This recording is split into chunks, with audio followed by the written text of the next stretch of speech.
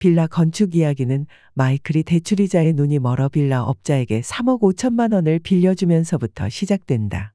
빌린 돈으로 건축 부지를 매입한 빌라 업자들이 건축 자금 대출을 실패하고 토지가 경매 진행되자 결국 16억 4,100만 원에 낙찰받는다. I know your story. Being raised in a brothel.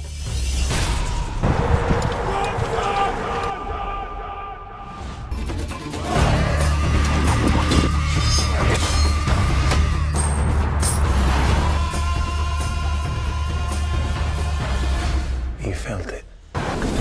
The power.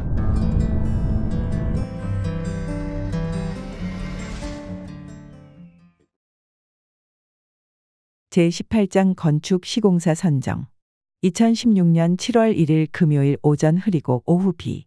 컴퓨터를 켜고 이메일을 확인했다. 설계도와 가설전기 공급 신청서가 도착해 있었다. 설계도를 현장 소장 준열에게 메일로 전달하고 서울보증보험 45만 원짜리 가설전기 보증증권을 신청하고 전자서명도 했다.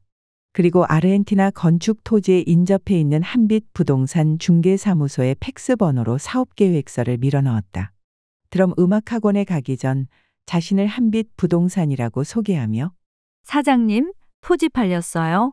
라고 전화를 걸어왔기 때문이었다. 아, 잘 계셨어요? 토지는 안 팔렸어요. 지으려고요. 왜? 파신다고 하시고선? 산다는 사람들을 정말 많이 만나봤는데 하나같이 능력이 없더군요. 그렇게 세월을 보내다 보니 이제 오기가 생겨짓기로 했습니다. 별것도 아닌 것들도 건축한다고 돌아다니는데 나라고 못할 것 없잖아요. 하, 쭉정이들이었나 보다. 라고 웃었다. 네. 양복만 번드러하게 입었지 아주 거지들이더라고요. 라고 맞장구 쳤다. 그래요. 지어도 괜찮아요. 여기 문제될 게 없으니까요.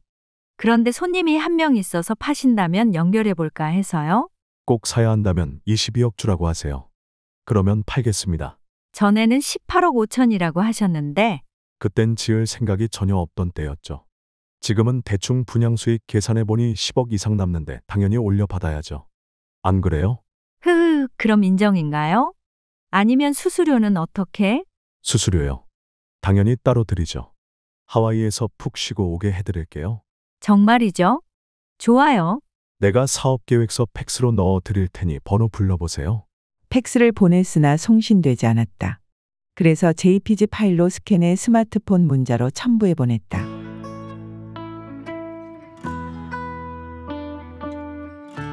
비가 조금씩 내리기 시작했다. 아르헨티나 토지에 관심을 보이며 전화를 걸어온 또 다른 중개사를 만나기 위해 블랙콩 커피숍으로 향했다.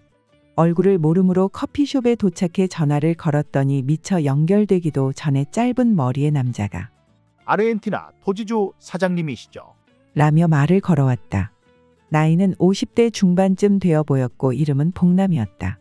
주위로 비슷한 또래의 남자들이 한 뭉텅이 있었는데 순천에 적을 둔 건설회사 대표 진성과 은행 지점장을 하고 지금은 이렇게 명함이 없습니다.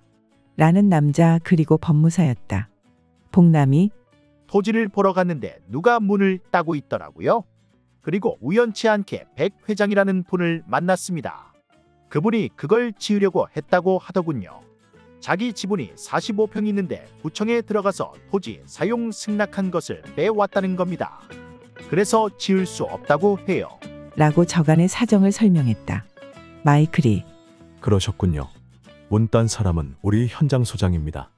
월 500만 원씩 주기로 하고 소장을 시켜 공사를 시작했습니다.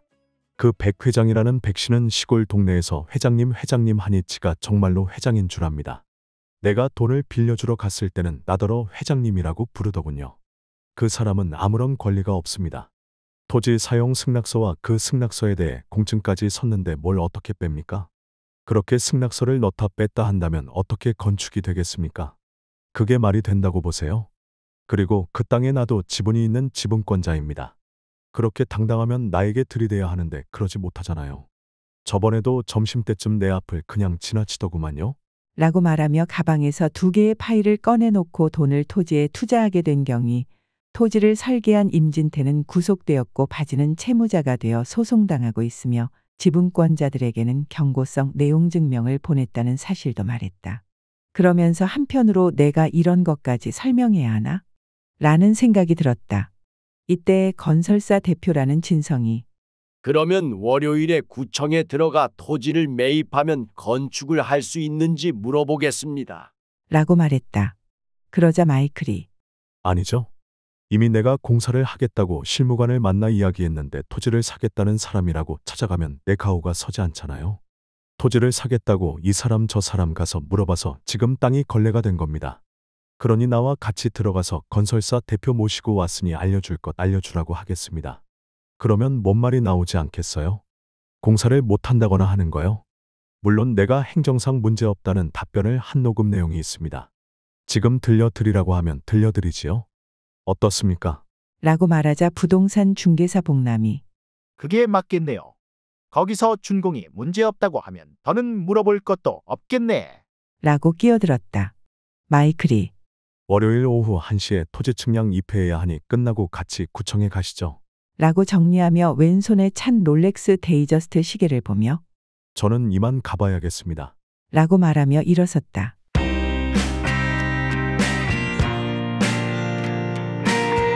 빗방울은 호박마차가 외부 순환고속도로에 들어섰을 때 거세졌다. 구리시에 있는 신우건설 김 대표와 4시에 만나기로 했는데 늦어질 것 같았다. 현장 소장 준열이 저는 도착했습니다. 어디쯤 오십니까? 라고 전화를 걸어왔고 마이클이 도착하자 마중을 나와 건설 회사를 이제 막 만들었네요. 그래서 잘 된 것 같습니다. 여기도 실적이 필요할 테니까요. 라고 말했는데 사무실도 역시 아직 정리되기 전이었다. 신우건설 김 대표가 캔 커피를 내어오며 아직 이렇습니다. 드릴 것도 없고요. 라며 인사했다. 마이클이 소파에 앉으며 이런 사무실이 진짜 일하는 사무실이죠. 겉만 번지르한 사무실들은 실속이 없어요. 라고 말하며 가방에서 서류를 꺼냈는데 블랙콩 커피숍에서 꺼낸 서류와 같은 것이었다. 신우건설 김 대표가 계약금은 5천만 원으로 알고 있습니다. 계약 조건은 과세 부분과 비과세 부분을 나눠 도급계약서를 작성해야 할 듯합니다. 주택 부분은 공사비 13억으로 하고요. 비과세입니다. 그리고 4억은 오피스텔로 부가세가 있습니다. 갑근세 과세 기준은 10만 원이니 그걸 초과하면 원천 징수를 해야 합니다. 산재 고용보험은 2,680만 2천 원 나오고요. 라고 말하고 내용을 적어가며 건축주 마이클의 동의를 구했다. 이에 마이클이 일단 은행에서 자금이 나와야 계약금을 드릴 수 있습니다. 그 전에 착공계를 넣어주시면 감사하겠습니다. 라고 사정을 설명했는데 그렇지 않아도 설계사가 전화해 진척 상황을 물어왔다. 옆에 있던 김 대표가 전화를 받더니 시공사입니다. 월요일 뵙고 자료 드리겠습니다. 라고 바로 결정했다. 이때 현장 소장 준열이 이메일로 보내시지 가시려고요? 처음인데 그래도 얼굴 정도는 봐야죠. 그래서 다녀오렵니다. 성실함에 몸에 배어있는 듯했는데 계약서도 바른 글씨로 꼼꼼하게 작성했다. 그리고 공사자금 입금용 통장에 대해서도 회사 통장을 요즘은 바로 못 만듭니다. 계약서가 있으니 곧 만들어서 드릴 테니 그곳으로 자금이 들어오고 나가게 해주시면 됩니다. 그렇게 모든 것을 합의하고 계약서를 작성했다. 그러자 현장 소장 준열이 사진 안 찍으세요? 찍어야지. 사무실을 한 바퀴 둘러보더니 험악했다 싶었는지 문 앞으로 가시죠. 라고 말하고 현판이 붙은 현관문 앞에 서서 현장 소장 준열의 도움으로 기념사진을 찍었다.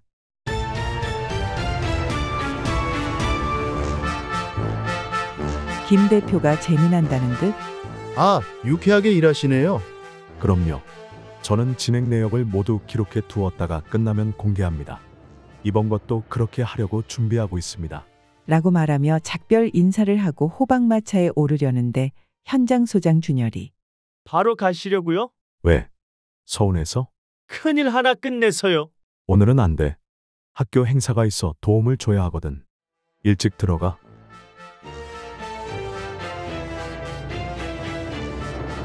그렇게 호박마차는 다시 피렌체를 향해 달리던 중 건축자금 대출을 연결해주는 김영준 과장의 전화를 받았다. 영준이 말일 결산 때문에 바빴습니다. 신협에는 당연히 자료 보냈습니다. 제가 존경하는 분이고 문제없이 일하실 것이라는 사실과 장문의 편지까지 써보냈습니다. 그리고 시간 내서 제가 모시고 가겠다고 했습니다. 라고 말했다. 멋지게 그림이 그려지고 있었다.